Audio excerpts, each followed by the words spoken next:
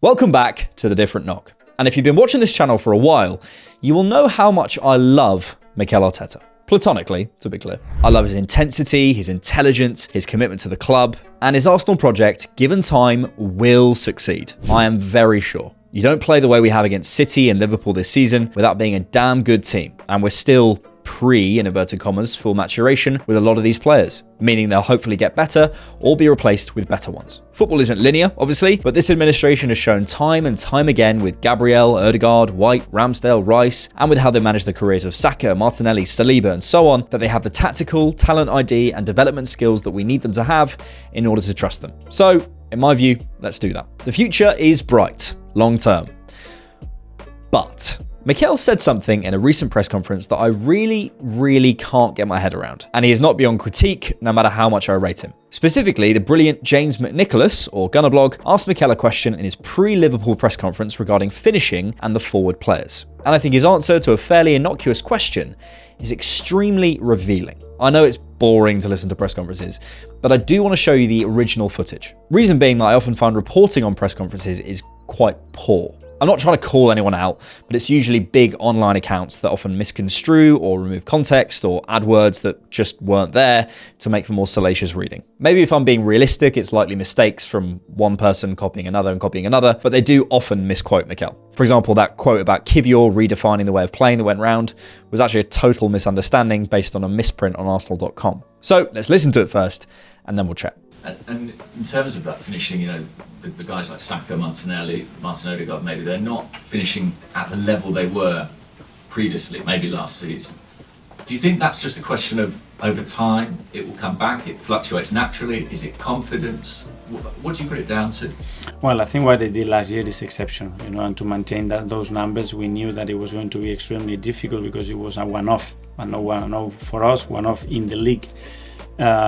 So we know that we need other resources and other kind of goals to maintain the levels that we want. The key part to me, and his exact words were, well, I think what they did last year is exceptional. To maintain those numbers, we knew that it was going to be extremely difficult because it was a one-off. This is my personal interpretation, and forgive me for laying it out so plainly, but I think by saying we, Mikel is saying the coaching staff, the board, the decision makers at the club, knew in the summer, which is I'm assuming when he's referring to, though he doesn't make it exactly clear, that the forward players James mentions, because he nods, so Martinelli, Jesus and Saka, would not overperform their underlying numbers in the same way they did last season. If you don't agree with that interpretation, let me know in the comments. As a reminder, in the league last season, according to FBref, Martin Odegaard scored 15 goals from 10.0 non-penalty XG, Martinelli scored 15 from 9.3, and Saka scored 14 from 9.1. Personally, maybe naively, I kind of expected they'd hit similar-ish numbers this season, but the club obviously felt different. So if we can say that the club was sure it would be extremely difficult to keep up that performance, then my knee-jerk reaction, definitely coloured by recent performances, is this.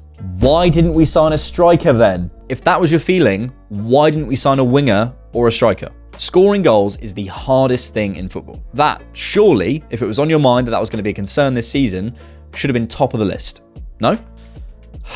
And then I calmed down a bit. Retrospective analysis is hard because you have to consider the context of the decision making at the time. I can't say, we should have signed a striker, look how we're finishing right now, if it didn't look like it was going to be a problem when the decision was made. However, with this quote, you can begin to build a picture that maybe the club thought it would be a problem. They did predict it, which is sort of maddening and nice in equal measure because it shows a good deal of foresight. You might be annoyed by that, you might not. But I think there are now 3 factors to consider before we make an assessment of whether that was the wrong decision or not. Firstly, can we confirm that the club actually didn't go for a striker? I suppose we can't ever know for sure, but we didn't sign one, so that's decent evidence that we didn't try and sign one during 2023's summer window. We do need to consider the market conditions. What top strikers were available in 2023's summer window? Kane was never coming to us. Kolo Muani moved, but that was very last minute and very overpriced, and I'd argue he's not even a pure 9. So then that leaves Mitrovic, Højlund, sorry Miss Jackson. None of those names, other than Kane, are serious, proven players who would have guaranteed a title challenge this season. So I think overall, and considering we heard no credible links, we can maybe understand why and assume that we didn't push hard for a striker. In fact, if I can find it, I'm pretty sure I remember The Athletic mentioned that the striker was something being discussed for next summer, and lots of credible reporting backed it up. For some people, it might end there. The right player's not on the market, so don't do it. But for me, if you think you're going to struggle to score goals, you have to do something. You're telling me there's not a single player available in world football in a summer window who could at least help, even if it's only for a season on a loan. Maybe the future of the position isn't available that summer and you're waiting, and that's fine. Your top target elsewhere on the pitch is available, for example Rice, so you go for it. But for me, if the most important thing you can do on a football pitch is going to be a problem, you must do something. Then we come to the second thing. I'm sure the club didn't predict the level of drop-off we've seen in the finishing. Going back to the retrospective analysis point, it's easy to sit here now and say it's a problem, but in order of the problems I saw in the summer, I absolutely wanted us to fix our defence and defensive midfield issues first. It comes down to the scale of the problem they saw coming. It's down to what degree they thought they would underperform last year, because they did see it, but could they have seen this coming? We are 13th for open play goals. We've scored 37 goals so far, less than half our 88 last season, and we fell off at the end of last season anyway. Saka had 25 goals and assists last season. Martinelli had 20, Odegaard had 22, Jesus, who was out half the season, had 17, and now they're at 12, 7, 4, and 4, respectively, in the league. We've scored one goal from 6.47 XG over the last 3 games, and have overperformed our XG in the league only 3 times since October, against Liverpool at Anfield, Burnley at home, and away at Luton. In the league, our top scorer, Saka, has 6 goals. Our second top scorer is Eddie Nketiah, who a lot of fans don't even want and barely starts for us. Our joint third top goal scorer,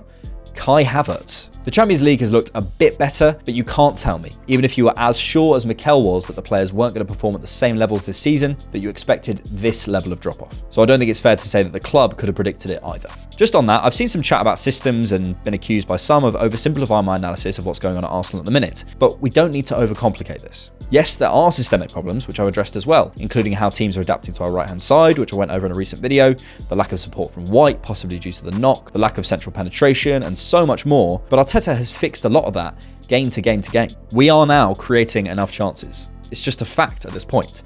Other than against Fulham, we are. So it's about putting the ball in the back of the net, and that is down to the players. Putting the ball in the net is the point of the game, and that's what we're not doing. I don't think we should look for systemic issues when the answer is actually much simpler. I loved this from Scott Willis the other day. Then, thirdly and finally, some people would say that signing a forward isn't always the answer to scoring goals. Sometimes it's about signing a player who can facilitate for those you already have in a better manner in order to take your overall attack and your pre-existing players to the next level. I want to come back to this because it is about balance. That's what I think Havertz was intended to be to some degree. A signing to get our other players into better positions and allow us to play in different ways, who could also contribute himself. It hasn't worked perfectly, for sure, but again, retrospective analysis has to put itself in the shoes of the decision makers at the time. In their minds, maybe they were improving our attack, and Havertz, to me at least, made sense as a way to improve our front 5, even if it wasn't my first choice. Overall, I'm personally on the side of we should have signed someone. That's the camp I sit in personally. Though I accept some of it is retrospective and maybe unfair, and despite the market conditions, the finishing, the idea that other positions can fix that for you in different ways, you just do need someone who can put it in the back of the net.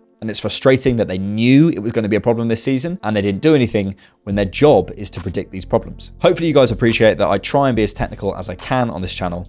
I think that's where the deepest insights are, and for me that's where I learn the most. But sometimes, on balance and despite the important details, by man to put ball in back of net works. To come back to what I mentioned earlier, part of the finishing issue, I think, is the blend of the attack. We have too many connect-first players. Saka to a degree, Odegaard definitely, Havertz definitely. And that is on the coach to get right, however he saw these issues playing out and being solved this season. I might make a video about this, but the finishing thing is so kind of amorphous. It's hard to create a vision or idea of our patterns that are analysable. It's the one part of the game, as Mikel actually talks about in the same presser, you can't really recreate or coach. You can coach the positions, the ball striking, the attack, the principles, but doing it in the moment when the pressure's on, that's the challenge and the beauty of the game. So that's where your personnel are so important, and that's what I think is kind of undeniably wrong, wherever you sit on these quotes, because the blend isn't right. And you can spend time trying to get that right, try moving Odegaard here, play Havertz there, or you can look at this list and try and get your version of the guys that pop up every single time in that position. Haaland, top for goals, Salah top for assists and second for goals. In other positions,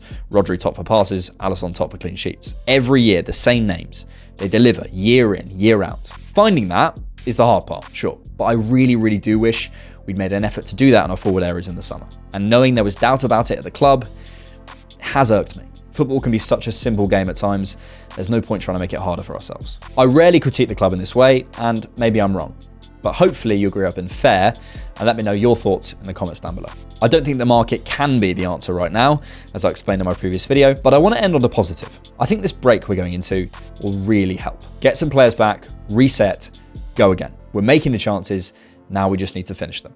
And we've done it before. It's ironic we're playing Crystal Palace in our first game back from this break, because if we spurn yet more chances, I really will want to cry.